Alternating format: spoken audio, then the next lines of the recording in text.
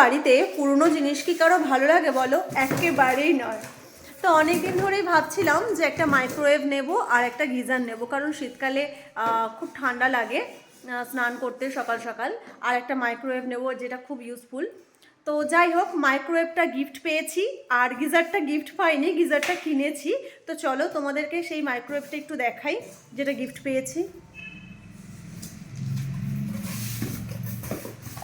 এই যে আমার পুত্র এটাকে আনবক্সিং করছে। ভেঙে যাবে উপরের কাচের বাটিটা।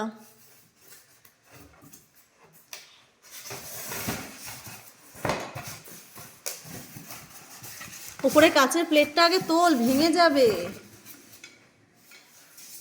এই দেখো মাইক্রোওয়েভ।